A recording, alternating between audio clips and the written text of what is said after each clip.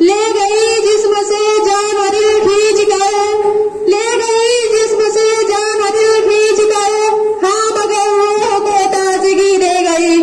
اب میں اس کے بعد تقریر کے لیے دعوت دینا چاہتی ہوں، میرا خاتون کو کہ وہ آئے اپنی تقریر پیش کرے۔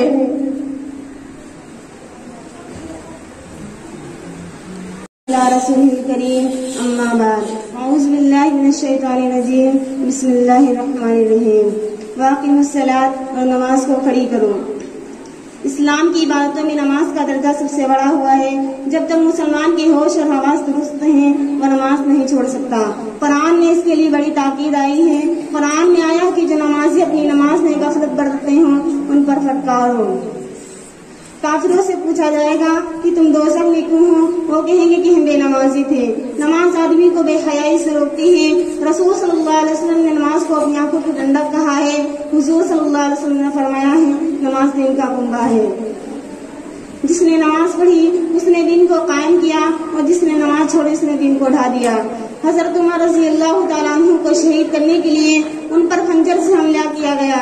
اسی رات کی فجر کی صبح کی نماز کے لیے ان کو جگایا گیا تو بولے ہاں جو شخص نماز چھوڑ دے اسلام میں اس کا خود بھی حصہ نہیں ہے۔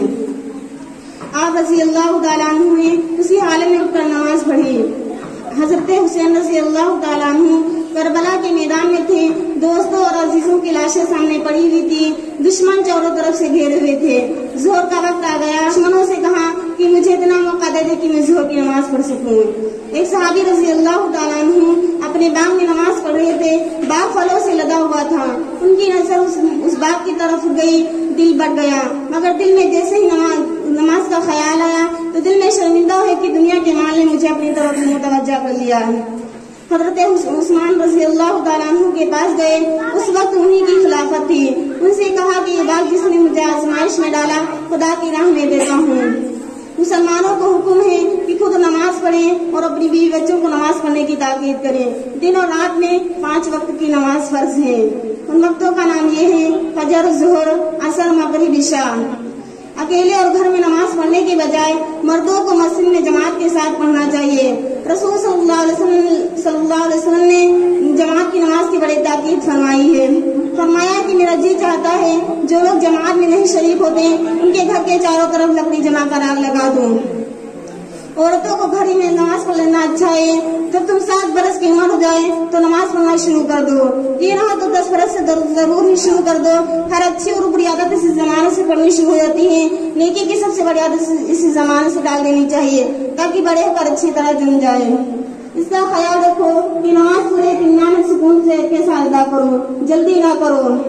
رسول صلی اللہ علیہ وسلم نے ارشاد فرمایا سب سے بڑا چور وہ ہے جو نماز کی چوری کرتا ہے۔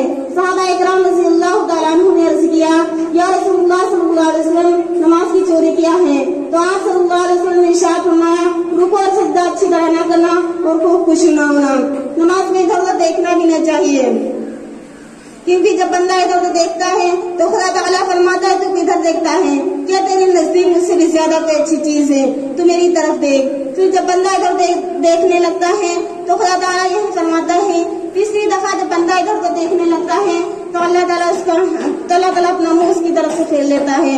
اب آخر میں اللہ تعالیٰ سے دعا ہے کہ اللہ تعالیٰ ہم سب کو 5 وقت کی نماز پڑھنے کی توفیق عطا فرمائے۔ آمین ثم آمین۔ آخر دعوانا الحمدللہ۔ السلام علیکم۔